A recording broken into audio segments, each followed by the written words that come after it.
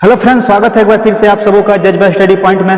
दोस्तों, आज की इस वीडियो में मैं आप सभी को बताने वाला हूं कि पैक्स क्या होते हैं, इसके क्या काम होते हैं और इसका गठन क्यों किया गया है। दोस्तों, जैसा कि आप सभी जानते हैं कि भारत एक कृषि प्रधान देश है और यहाँ पर किसानों को फसल को उगाने के लिए पैसे की जरूरत पड़ती है और वो पैसे नहीं जुटा पाते हैं। किसी साहूकार या महाजन के पास से वो पैसा लेते हैं और जिसका जो ब्याज होता है, साहूकार या महाजन बहुत ज्यादा रेट लेते हैं और किसान के क्या होते हैं कि नहीं चुका पाते हैं उसका ब्याज।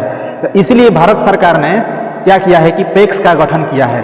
पैक्स का फुल फॉर्म होता है, देखिए ध्यान से, यहाँ पर प्राइमरी एग्रीकल्चर क्रेडिट सोसाइटी, और हिंदी में इसे बोलते हैं प्राथमिक कृषि साख समिति।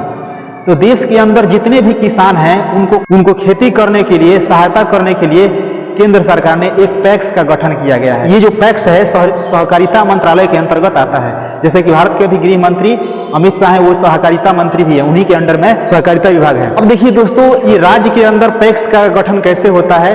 देखिए, राज्य के अंदर जितने भी जिले होते हैं, तो हर एक जिला में जो प्रखंड होते हैं और प्रखंड में जो भी पंचायतें होती हैं, हर एक पंचायत में एक एक पैक्स का गठन किया गया है। जैसे पंचायत भवन होता है, ठीक उसी प्रकार पैक्स का भी गठन किया गया है। यानी कहा जा सकता है, आप जिस भी राज्य में रहते हैं उस राज्य के जिला में जो भी पंचायत होगा उस पंचायत में एक एक पैक्स का गठन किया गया है। जो भी व्यक्ति पैक्स के सदस्य होते हैं उनको सस्ते दर पर खाद बीज मिल जाते हैं और राज्य सरकार उनको सालाना 7% के ब्याज पर कृषि ऋण भी मुहैया कराती है और अगर वो समय पर दे देते हैं तो 3% माफी हो जाता है, यानी 4% पर उनको ऋण मिल जाता है कृषि काम करने के लिए। पैक्स आप जैसे दोस्तों आप ऐसे समझ लीजिए, जैसे किसी राज्य के अंदर जिले होते हैं और जिले के अंदर पंचायत होती हैं। जैसे कि हर एक जिला के अंदर पंचायतें होती हैं, तो हर एक पंचायत में एक एक पैक्स का गठन किया गया है। पैक्स का चुनाव जो होता है, इसमें वही व्यक्ति चुनाव में भाग ले सकता है जो पैक्स के निर्वाचन में उसका नाम दर्ज हो। पैक्स का सदस्य बनने के लिए जब चुनाव होता है तो वहां पर अपना नाम जुड़वाना पड़ता है। आपको ध्यान रखना, पैक्स का भी चुनाव होता है हर एक, और ये जो चुनाव होता है 5 साल के लिए होता है।